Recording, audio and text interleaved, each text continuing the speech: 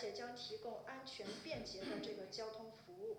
部长还有高等教育部长，那么他们的访问都是进一步促进。Moi-même, j'ai reçu l'ambassadeur de la Russie avant-hier en présence du ministre de la Pêche et des Affaires maritimes, mon frère et ami Ali Haïdar, pour échanger sur la situation.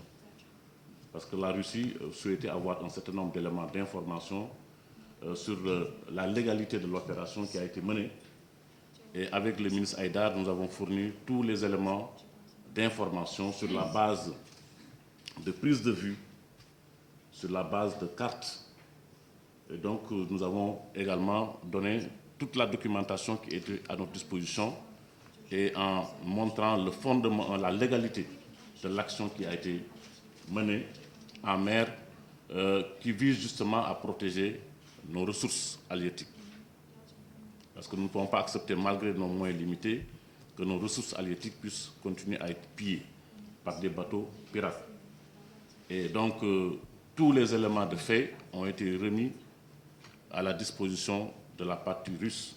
Et hier, effectivement, notre chargé d'affaires, parce que notre ambassadeur est à Dakar, notre chargé d'affaires à Moscou, a été convoqué par le vice-ministre des Affaires étrangères pour justement solliciter des éléments d'appréciation et d'information sur ce qui s'est passé à Dakar. Et notre chargé d'affaires a donné les éléments qui étaient en sa possession. Et nous allons poursuivre également les consultations, les concertations avec la Russie. Nous avons d'excellentes relations de coopération, de consultation politique avec la Russie. Je connais personnellement le ministre des Affaires étrangères de la Russie avec qui j'étais à New York, lui représentant permanent, moi conseiller d'ambassade. Et on est resté à New York pendant 6 ans. On se connaît très bien.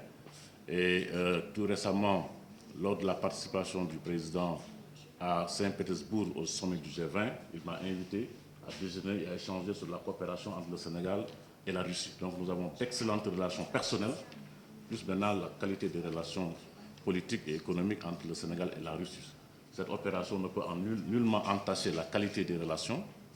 C'est des situations qui arrivent. Tous les jours, à travers le monde, des bateaux pirates sont arraisonnés à travers le monde sans pour autant que ça n'entache la qualité des relations entre les États en question. Alors, nous avons une réglementation qu'il nous faut absolument appliquer et nous l'appliquerons. Et quand ces bateaux sont arraisonnés dans ces situations-là, il y a une amende qui repose sur une base légale et réglementaire au Sénégal. Les négociations ont été entamées avec le propriétaire du bateau et l'ambassade de la Russie m'a exprimé la disponibilité du propriétaire du bateau à payer, à négocier l'amende qui a été proposée par la partie sénégalaise. Donc voilà un peu ce que je peux dire sur cette situation pour vous rassurer que ce n'est pas une question de faire plier le Sénégal. Non, le problème ne se pose pas en ces termes. La Russie a tout à fait le droit d'interpeller le Sénégal sur ce qui se passe, ce qui s'est passé, et nous avons l'obligation également de donner des éléments de clarification, d'information. Donc nous sommes à ce stade aujourd'hui. Donc je le redis, j'ai moi-même pris l'initiative de recevoir, pas de convoquer, mais de recevoir en toute amitié l'ambassadeur de Russie à Dakar en présence du ministre de la Pêche chargé de ce dossier pour lui donner des éléments d'information sur ce qui s'est passé. Donc voilà ce que je peux dire. Les consultations se poursuivent sur cette question. Merci.